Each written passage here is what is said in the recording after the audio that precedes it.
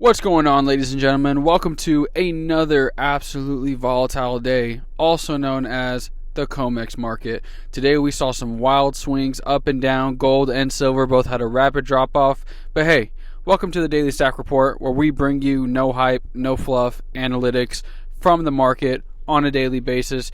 Hit that subscribe button if you aren't subscribed now. Silver just gave us one of the most violent intraday swings we've seen. A blow-off push, a sharp air pocket drop, and then a stabilization. So the real question is, was that the top or a reset before the next leg higher? If you guys noticed, last time we had this big drop, we did go higher, and we are starting to have higher lows and higher highs. That's right, baby. That's a good sign of a bull market. Let's put some numbers on the screen. In the futures market, March silver had a big day. CME described it as an outside range day, which is trader speak for we stretched both directions hard. And the gold to silver ratio sank to about 46.2, which CME notes is the lowest since 2011. That ratio matters because it tells you whether silver is outperforming gold or getting stretched. Now, if you were watching live quotes, you may have seen the platform print around 121 on the spike and near 106 on the flush before stabilizing in the 110 to 115 area. That whipsaw you saw means we're breaking down today. So what was the total volume for today, guys? On the COMEX March 26 futures exchange, one widely used data set shows about 69,887 contracts traded for the session. Now, each contract is worth 5,000 ounces of silver. So, guys, that is around 350,000 contracts. Sorry, guys, my math wasn't mathing there for a second. Now, remember, volume varies by contract, month, and data source. But the main point is, this wasn't a sleepy market. This was a heavy participation, and that's why the move matters. Three drivers explain the rip higher today, and this is where you want to think outside the box a little bit, guys.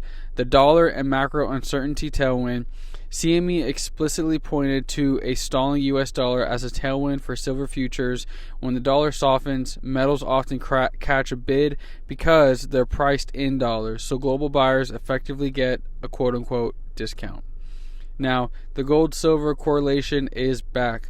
Market coverage this week emphasized that gold and silver have been moving together in a classic risk-off hard asset trade. That relationship gets turbocharged when silver starts to outperform and the ratio compresses. Exactly what we saw today with that ratio near 46. The third that I noted down was narrative fuel. Policy, China, and real asset rotations. Reuters has been pointing to investor behavior rotating into metals amid uncertainty tied to Trump policy direction and China-linked metal dynamics. Basically, a broader real assets bid. So, guys, let me ask you, do you think this is mainly a currency confidence trade or mainly an industrial scarcity and China demand trade? Drop currency or industry in the comments. Let me know what you think.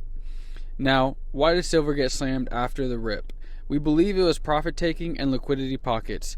When you hit fresh highs, a lot of traders take profits, and if buy orders thin out for even a moment, price can gap down fast, especially in this volatile silver market.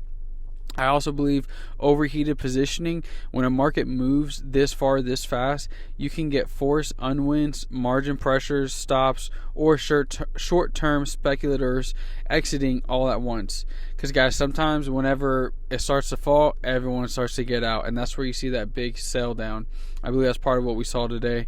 And third, volatility attracts, you guessed it, volatility.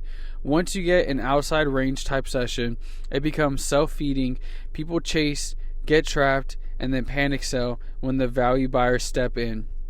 So, guys, where are we now? Here's the part that stackers should care about, the ratio. So, guys, listen up.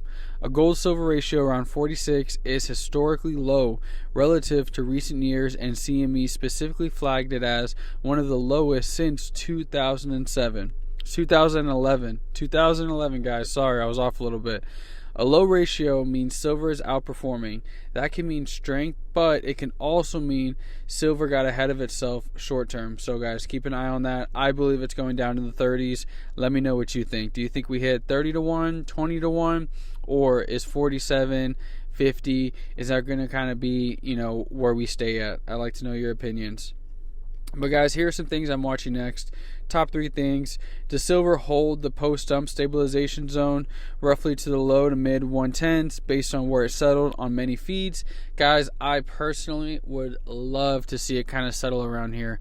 Yes, I want silver to go up. Yes, I believe it's going to 200 by the end of the year. But to have that healthy flow up, it needs to stabilize somewhere, and I believe this is a good spot. This is also a really good sign if it can stabilize, because right now, if you're trying to sell any silver or gold, the spreads from the dealers are so high and so wide. I mean, if silver is 115, you're selling around 100 and you're buying around 125. That's about a $25 spread right there. Go to any coin shop, call them, visit them, see if I'm wrong. Prove me wrong, please, and let me know where, so that way I can go sell there and buy there. Because right now, trying to trade silver, physical silver and gold, is really tough. So you just got to be careful with that, guys. But number 2, sorry, that was a long-winded answer. Number 2, does the gold to silver ratio stay compressed near the mid 40s, or does it bounce back towards 50? Or does gold go down and silver remain, which would put it in the lower 40s, which we saw earlier this week? And then also, something else is very important. Shows consistency, shows confidence. I want to see if we have a volume follow through, because today's participation was real. And if we can continue to have high volume, stabilization, and slow incline growth, that is a solid sign of a continuous bull market. But hey guys, thank you guys for tuning in. Make sure to subscribe to the Daily Stack Report, guys, so I can continue bringing you everyday updates. But as always, stay safe, stack smart, and I'll see you tomorrow.